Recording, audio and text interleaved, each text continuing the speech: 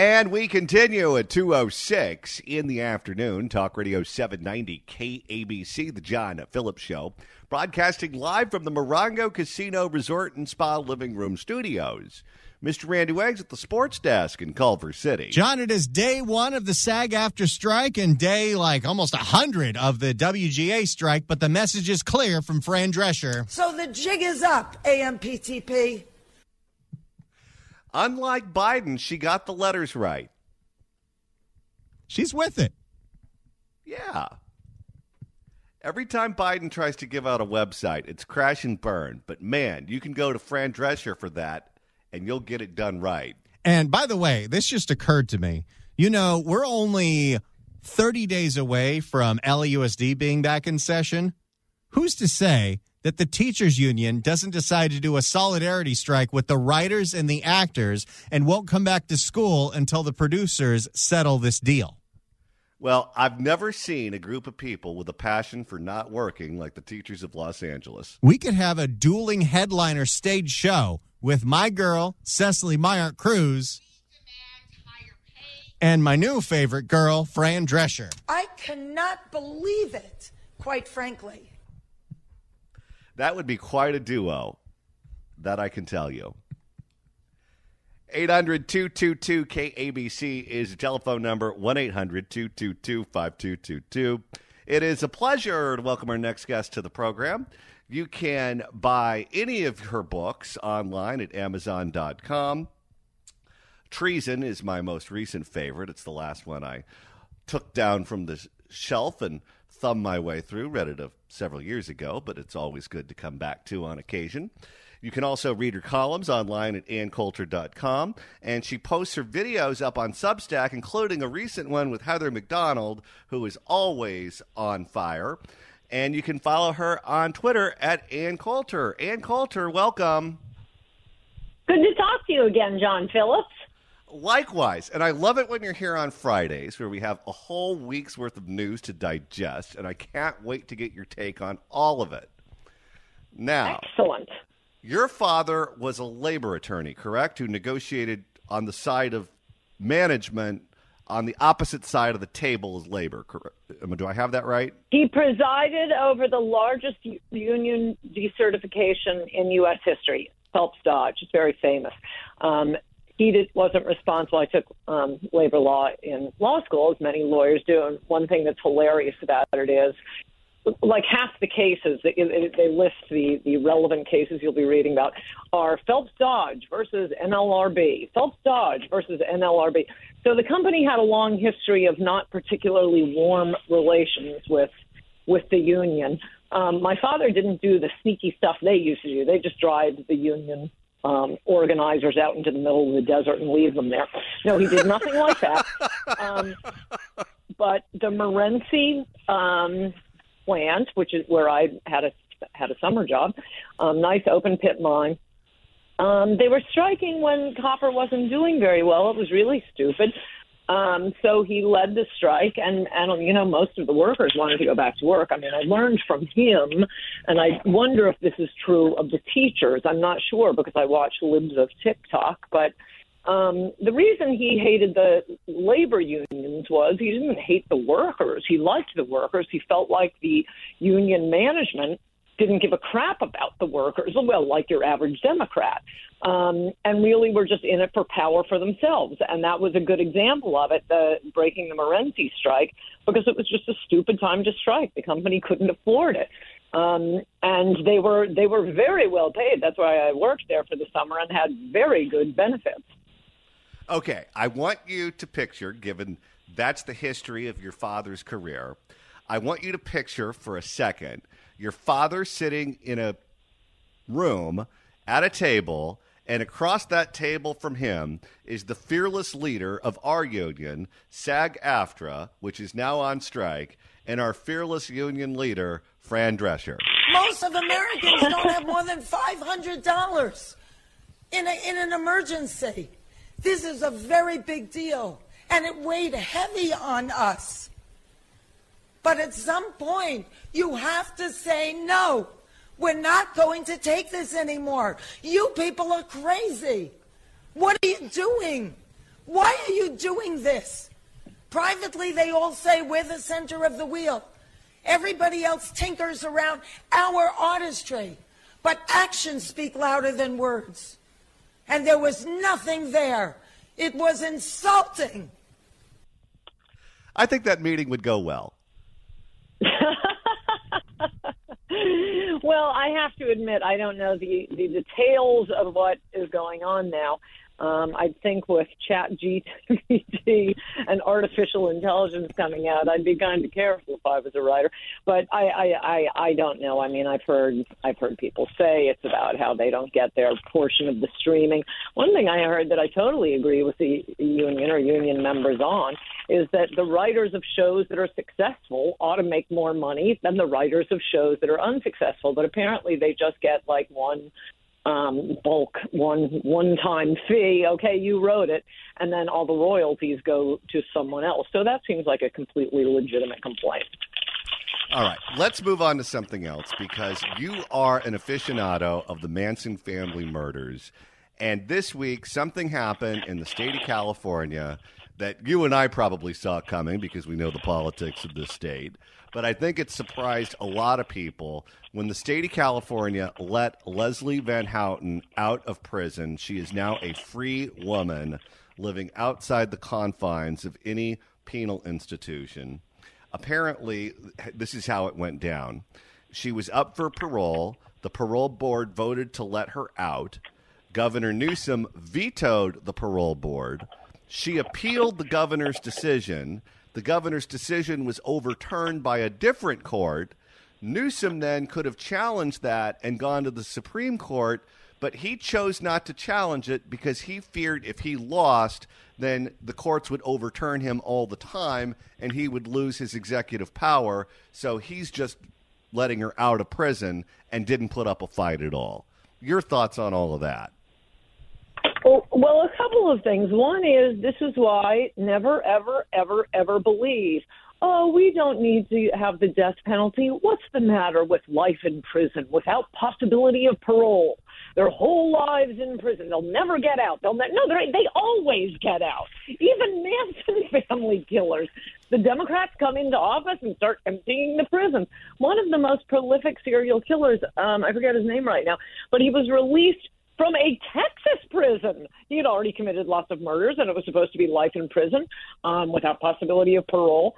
And because it was probably a federal judge, but, to overcrowding. And so they released all these heinous criminals, and the guy went on to kill, like 10 more people. So never, ever, ever believe there is such a thing as life in prison without possibility of parole. The reason they are death sentences, and they did all get the death penalty, which California voters have repeatedly voted in favor of, including right before Gavin Newsom came in.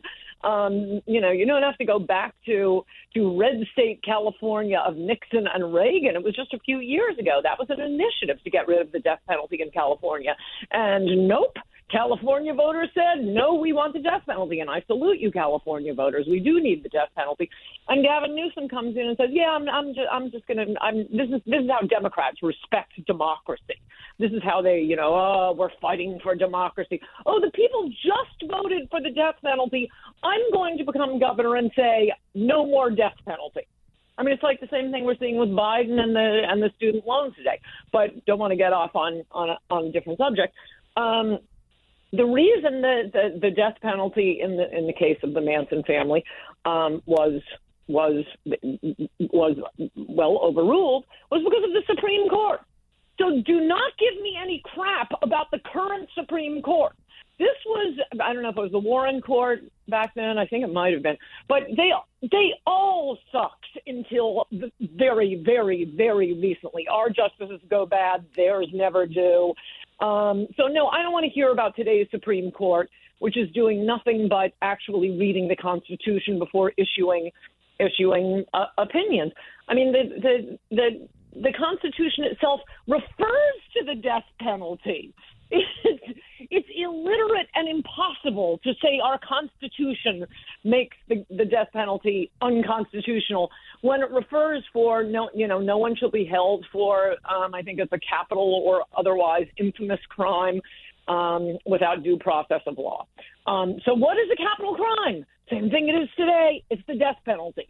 Obviously, our Constitution assumes there will be the death penalty. There's nothing unconstitutional about it.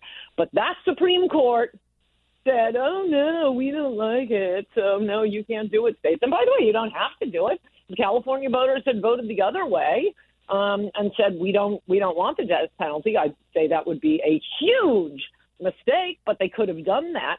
But for the Supreme Court to be constantly zooming in and imposing its preposterous ideas on social issues like the death penalty on the court. And I mean, how many people got killed, mugged, raped, maimed because of that Supreme Court? We'll never know. They always play games like that. They always play games like that with the death penalty. Here in California, when Rose Byrd was the Chief Justice, and thankfully we tossed her from office and her cohorts, but whenever she would get a death penalty case, she would start from the premise that the death penalty is both illegal and immoral and work her way backwards until she found something that proved her point. How is that legal? How does that make any kind of sense? Upholding democracy. I mean, I'm an unusual person. I watch a lot of MSNBC. For 2 years, I've heard them belly aching about, we almost lost our democracy. Trump tried to take away our democracy. Okay, what? This is how you guys respect our democracy? That was just a bunch of idiots protesting, and they were aggressive. It was a riot. I hold no brief for the January 6th people, but we didn't almost lose our democracy. Was the entire Democratic Party and, also the entire Republican Party just going to say, okay, you win. Trump can be president again. No, that wasn't going to happen. We didn't almost lose our democracy. We are losing our democracy when the people vote for something like the death penalty, which they have a full constitutional right to vote for, and a governor or a Supreme Court comes in and says, no, I don't think so. So much for your democracy. We're speaking with Ann Coulter, who you can follow on Twitter at Ann Coulter and read her columns online at anncoulter.com. And it's so weird how things work with the modern media, where you have someone that gets into a dispute with some people trying to take her bike, that nurse in New York City. And, man, we knew everything about this woman within the first 30 seconds of that video being posted online. Yet there are certain things that we could just never figure out. We can't figure out who the Supreme Court leaker was. We can't figure out who was in Jeffrey Epstein's book and who was at the island and what exactly happened with his death. And most recently, they're waving the white flag already on who brought the cocaine into the White House after we got about 5 different stories as to where they found it and what the circumstances were surrounding the cocaine. And they are more than willing to move on without asking too many questions. Don't know if you saw this, but earlier this morning on The View, Anna Navarro suggested that Republicans planted it there. So is this more fodder for the Republican machine, conspiracy machine? No matter what the answer would have been, they were always going to blame Hunter Biden. As I said before, and I'm going to continue saying, we're going to see it for the next year. They are weaponizing Hunter Biden against his dad as an effective tool to get his dad to lose his cool and to get his dad to, feel the heartache. They're going to weaponize Hunter Biden. It has nothing to do with Hunter Biden, but you can hear that said 100 times. And people who want to believe it are still going to believe that. Well, okay. And there's people who might believe that it was planted for somebody so that then they could advance the Hunter Biden narrative. Who knows? So the bottom line is there are no answers. Oh, boy. So how about that? It was Mark Furman, Ann. That's very good. Well, right-wingers aren't bashing Hunter because they think it's going to cause the president to lose his cool. No, they're doing it because it's fun. And he's a big, fat target. And I, by the way, am not particularly enthusiastic about the Hunter bashing. My column this week is about how conservatives have maneuvered themselves into taking a strikingly unconservative position by demanding that Joe Biden invite the illegitimate child to the White House. No. We're the ones who believe in marriage and getting married before having children. We don't honor the I mean, if that's what she wants to do, fine. Should have given the baby up for adoption. But the idea that this degenerate son of Biden's smokes crack, a stripper, and Nope. it's incumbent on Joe Biden to have that, the result of that in the White House Christmas card is so unconservative, is so preposterous, but the conservatives just think it's really fun to bash Hunter Biden. And I will also say, I think it's preposterous to imagine that the cocaine was Hunter's. Democrats take a lot of drugs. Remember, this was a big problem in the Clinton administration. Remember Clinton, all those people, they couldn't get security clearances because they had all done so many drugs. It was, and Gary Aldrich writes about it. I think it was in his book. He was one of the tell-all Secret Service agents at the White House that had a really fun book during the Clinton era. And I think it was his book or another Secret Service agent claims that the first year there was a crack pipe ornament on the White House Christmas tree. So, no, Democrats take a lot of drugs. I do not believe Hunter walked into the White House with a baggie of cocaine, though I see the word association, and I can understand why conservatives are enjoying bashing Hunter Biden. He is what's known as a fat pitch. Didn't the Clintons put condoms on the Christmas tree, too? I'm not sure I believe any of that, but I think much of it was alleged. Well, I think we're at the halfway point between the beginning of the year and Christmas, so it's apropos that we're having this conversation. Ann Coulter, you can read her columns online at anncoulter.com and follow her on Twitter at Ann Coulter and subscribe to her Substack and go watch her interview with Heather McDonald. That's always worth watching. You'll learn a lot. Ann, thanks so much for stopping by. Have a great weekend. You too. Bye-bye, John. If you want to email the show, you can do so at johnnydon'tlikeshow@gmail.com. That's johnnydon'tlikeshow@gmail.com. And Randy, if you want to go back and listen to our interview with Ann or any of our interviews from the week's worth of shows, that's easy to do. That's right. Go to KBC.com, click on podcasts, go to the Apple Podcasts app, iHeart, Spotify, search for The John Phillips Show, hit subscribe. And here's something that you can only do on the podcast, because sometimes we have a guest on the show.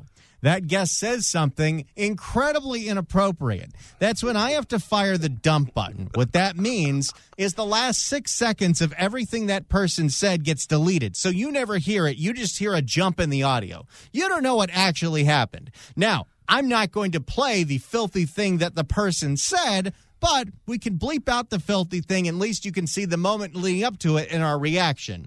Like with Ann Coulter 10 minutes ago. That this degenerate son of Biden's smokes crack, stripper, and Nope. it's incumbent on Joe Biden. I thought you were just going to bleep the word. You bleeped the whole sentence. I'm not getting anywhere close to describing what she was trying to describe. And it must be just something about happy hour starting early on a Friday. If you missed last Friday's show, here's presidential candidate Larry Elder. Well, John, as I've told you before, unless Joe Biden can can screw up a mirror. Larry, you're on the freaking radio. I said screw up. people feel comfortable when they're on this show. I guess that's a good thing.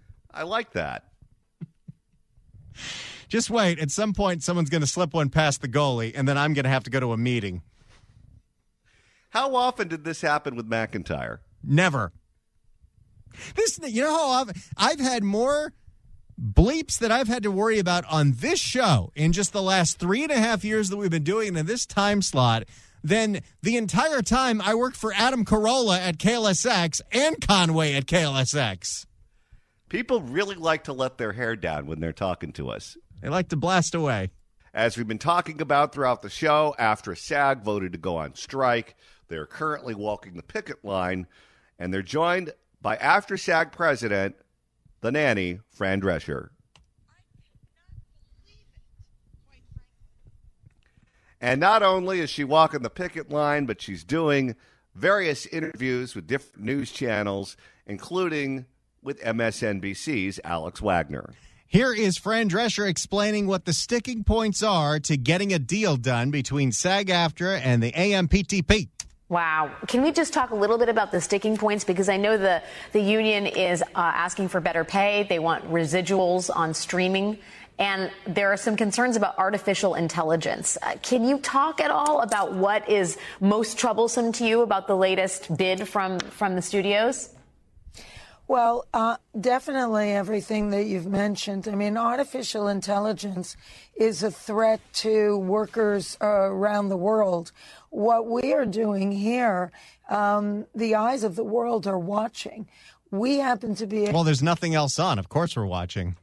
How can artificial intelligence saunter into a room and go, but Mr. Sheffield... Oh, believe you me, they can find a way. I mean, you heard what the studios are doing now. With extras and background actors, they have you sign a waiver, they capture your likeness, and then they can use a digital version of you in perpetuity for like $100. Yeah, but let's see them host a radio show. Just you wait. They're coming for everybody. We happen to be able to get a lot of interest because of the celebrity component of our labor force. But that doesn't mean that what's happening to us is unique. And everybody is watching to see what happens because artificial intelligence and the pursuit of greed by big business is systematically cutting labor out of their livelihoods. And we see that happening since the introduction of streaming, as well as all different kinds of things that... She really needs more coffee. Well, again, this is late at night. Maybe she's like Joe and she's sundowning. AI and digital has imposed on our industry. Basically, the entire business model has changed, and there's still just thinking that we're going to be satisfied with incremental changes from a contract that was forged in 1960. And she's perking back up. She sounds a little bit like Gavin Newsom when the voice cracks. A little bit. I have one. From a contract that was forged in 1960, and it no longer applies. It's a completely different game.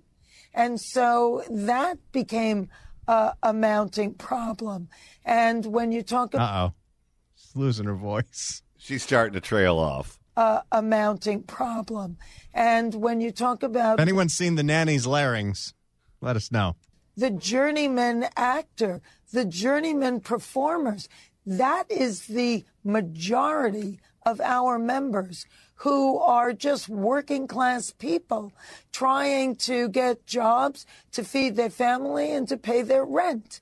And this is the people that we are really going to the mat for because they are getting hurt the worst and getting marginalized.